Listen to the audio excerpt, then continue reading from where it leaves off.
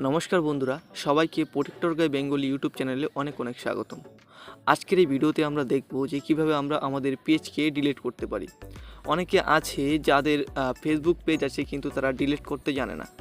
তো আজকের ভিডিওতে আমি সেটা দেখাবো। তো চলুন বেশি কথা না বাড়িয়ে শুরু করা যাক।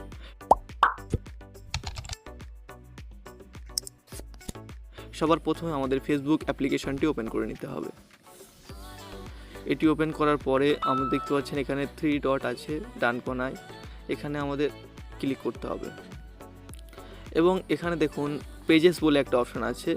তো এই পেজেসের মধ্যে আপনাদের আসতে হবে। এবার এখান থেকে আপনারা যে পেজটি ডিলিট করতে চান সেই পেজটিতে ক্লিক করতে হবে। তো আমি এখানে পাবজি লাভার বলে যে পেজটি আছে এটাকে ডিলিট করতে চাই, তো এখানে আমি ক্লিক করে দিলাম।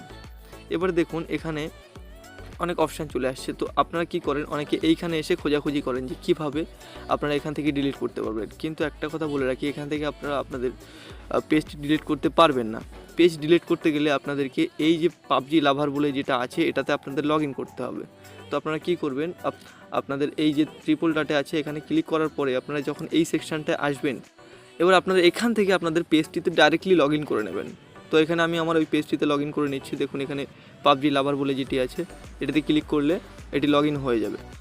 তো আপনারা এখানে আসার পরে এই যে 3টি দাগ আছে এখানে একটা ক্লিক করে দেবেন এবং তারপরে আপনারা এখান থেকে একটু নিচে আসবেন, এসে সেটিংস অ্যান্ড প্রাইভেসি বলে যে অপশানটি আছে এটাতে ক্লিক করবেন এবং তারপরে সেটিংসে ক্লিক করবেন। এবার একটু নিচে আসবেন,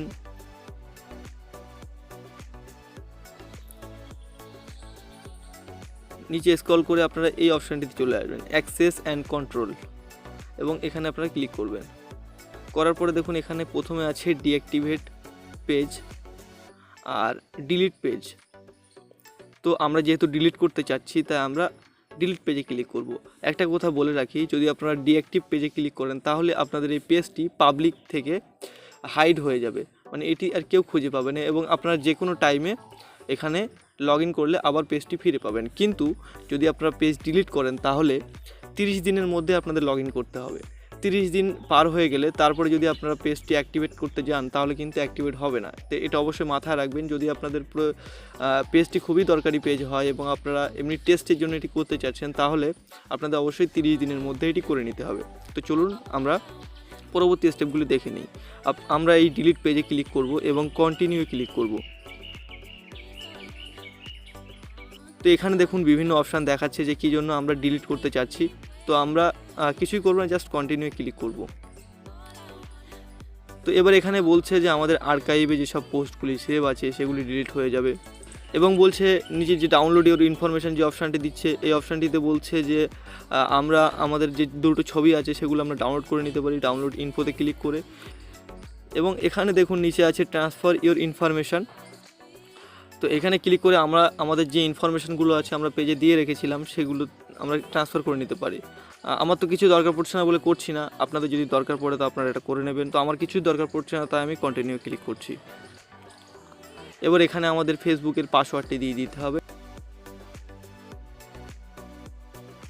এবার এখানে আমাদের একটা কনফার্মেশন দেখাচ্ছে যে আমাদের পেজটি পুরোপুরি ডিলিট হয়ে যাচ্ছে, তো আমরা কন্টিনিউ ক্লিক করব।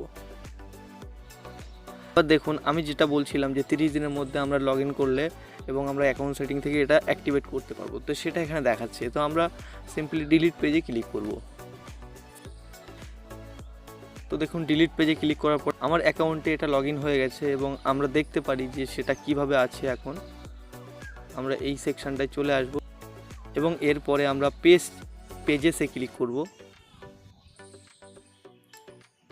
এবং তারপরে দেখুন এখানে দেখাচ্ছে যে PUBG lover not visible to public, তার মানে আমাদের পেজটি পুরোপুরি ডিলিট হয়ে গেছে।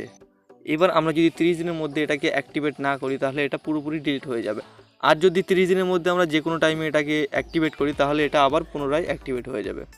তো আশা করছি আপনারা বুঝতে পেরেছেন যে কীভাবে আপনারা আপনাদের ফেসবুকে পেজটাকে ডিলিট করতে পারবেন। যদি ভিডিওটি ভালো লেগে থাকে অবশ্যই লাইক এবং শেয়ার করবেন এবং চ্যানেলটিকে সাবস্ক্রাইব করবেন। তো আজকের ভিডিওতে এ পর্যন্তই, দেখা হচ্ছে পরবর্তী কোনো ভিডিওতে। সুস্থ থাকুন, ভালো থাকুন।